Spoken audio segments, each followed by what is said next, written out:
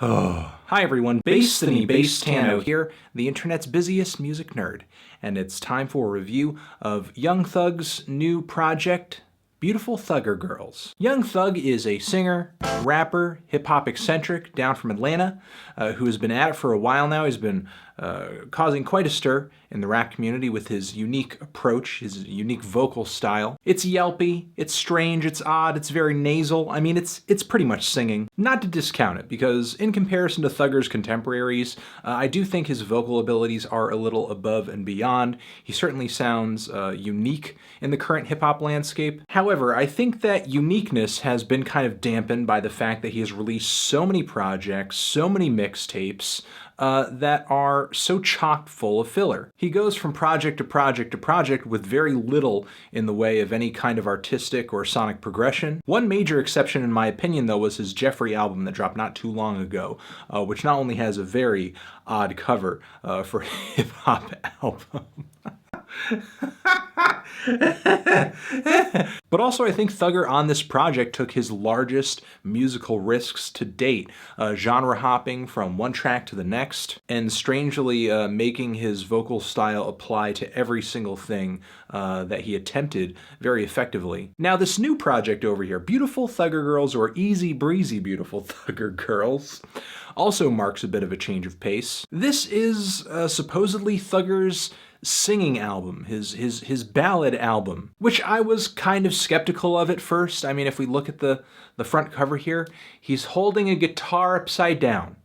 It's upside down. Instantaneously, I'm having like flashbacks to Lil Wayne's Rebirth. And I was catching all these comments online, approaching me and getting frustrated with me, saying, why haven't you reviewed the new Young Thug yet? It's a country rap epic. Only to end up trying the album and lo and behold, it's not nearly as revolutionary as a lot of the people hyping it up to me made it out to be. Not only that, but this whole country rap shtick only applies to a small portion of the record. Still though, as I got deeper into casual listens of the album, it actually started to grow on me. And where this fits into Thugger's discography sort of started to become clear, because again, this is Young Thug's, in my opinion, his most melodic album, his most ballad-centric album, his poppiest, sweetest, and most pleasant album. Nearly every track here has an incredibly strong melody locked into either the verse or the hook, which is nothing altogether new for Young Thug, but there's something just particularly sweet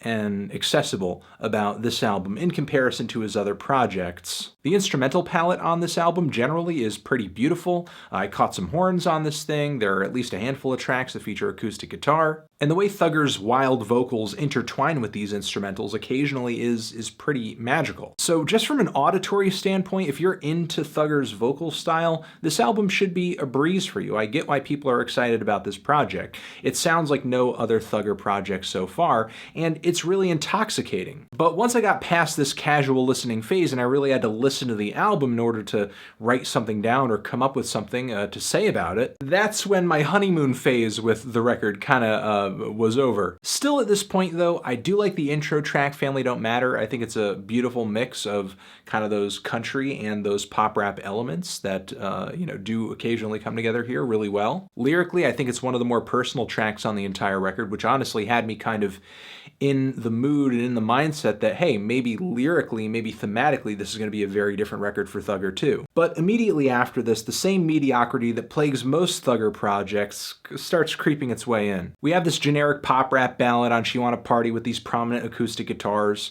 that, really aside from Thugger's vocals, there's no personality to this track at all. I feel like I've been taken into a time machine like 10 or 15 years ago to listen to some subpar pop rap in the 2000s. And the song Daddy's Birthday, despite the song sort of implying that this is going to be a really personal track, referencing fatherhood from the instrumental to some of the opening lyrics, instead we just get a couple generic verses from Thugger that don't really say much about anything. And I get it. This is a Young Thug album. I guess we're not supposed to care about the lyrics that much, and I have overlooked lyrics in the past when listening to Young Thug's music. I get how this works. However, with the type of instrumentals that he's rapping over, the way the vocals are presented on this album, the way the album is mixed, And the fact that Thugger, I think, lyrically is clearer here than on most projects, I mean, that's exactly where your ears kind of go to what the lyrics are. Because while Thugger's voice is unique, it only carries the album so far. I get that he sounds different than any of his hip-hop contemporaries, but given the fact that he's singing, he's just singing, why should we only observe him within that sphere? Especially when there are albums out there that are equally as poppy as this one with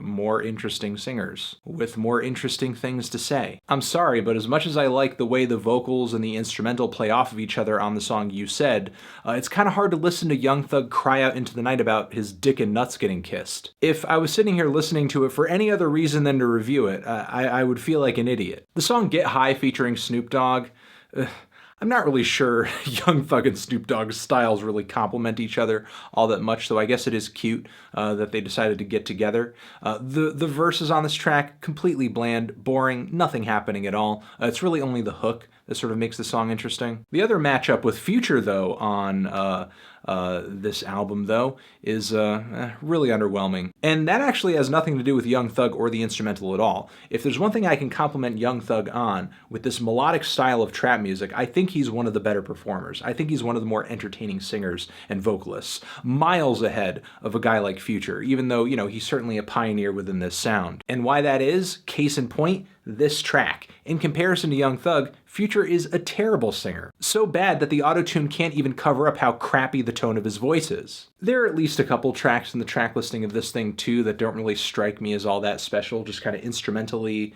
topically, and vocally just merely average for Young Thug. The record really could have done without them. The song Feel It, for example, but immediately after this track, the song Me or Us is a conundrum. It's an anomaly for a few reasons. Not only does it feature an acoustic guitar sample from Bright Eyes' First Day of My Life, but then there's the lyrics on this thing. The hook. Who you loyal to? Me or us? Who you trust the most? Me or us? Who you want to fuck every night? Me or us? Who you want to take on your flight? Me or us? That makes no sense. Who do you want to fuck every night? Me or us? Like I'm fucking you or I'm fucking me and you at the same time? If I bring you on our flight as opposed to bringing us on our flight, do I have to pay for an extra ticket? Is me trusting us different than me just trusting you? Because, I mean, you are in us. And the line on here about fucking on your daughter and fucking on my brother is, so borderline incestuous and weird that there's no other line around this that surrounds it that brings greater context to what's being said here. So it really is, it brings new meaning to keeping it in the family. I really have no idea what's going on there. I'm so confused. The second to last track is a pretty bright pop rap ballad about all the sacrifices Thugger made in life for the people who he loves, the people around him. It's a kind of inspiring track and one of the few songs that actually focuses on an idea, a topic. It's one of the few moments on the album that feels like genuine with love and passion, as opposed to the song Do You Love Me, which is not only a really bad cash grab at the whole dance hall thing, but the song is utter trash. Because while Thugger does seem to like sex, he sort of lacks the language of love. And, you know, honestly, I don't really mind freaky lyrics. I don't mind vulgar lyrics. I don't mind explicitly sexual lyrics. But pretty much all he has to say on the topic is, you know, suck me, fuck me, suck me, fuck me. Basically the vocabulary that you get when your pussy pool is limited to groupies. It's basically just sex music for straight guys to listen to, because I have no idea why women would want to listen to a song where the lyrics are basically, you know, if you want to catch lyrics like this, go read your inbox over on your OkCupid profile, you know, and check out some of the guys over there like, hey bitch, suck me, fuck me.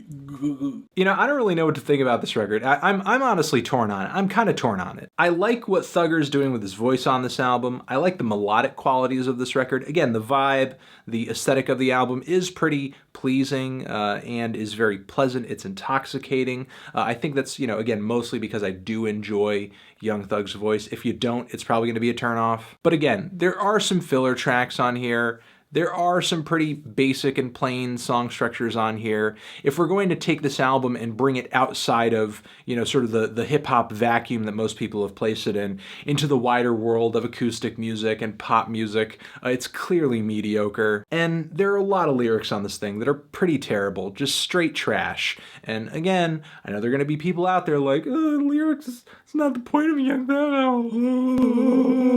You can be triggered all you want about somebody bringing up a lyric that sucks. That's totally fine. But effectively on this project, Thugger has stepped over a genre line into styles of music that put more of an emphasis on lyrics. And unfortunately, he did not step up to the plate on that front. And the album suffers because of it. Not to mention the fact that, again, vocally, Thugger is unique. But that unique tone, that unique sound of his voice only takes this album so far.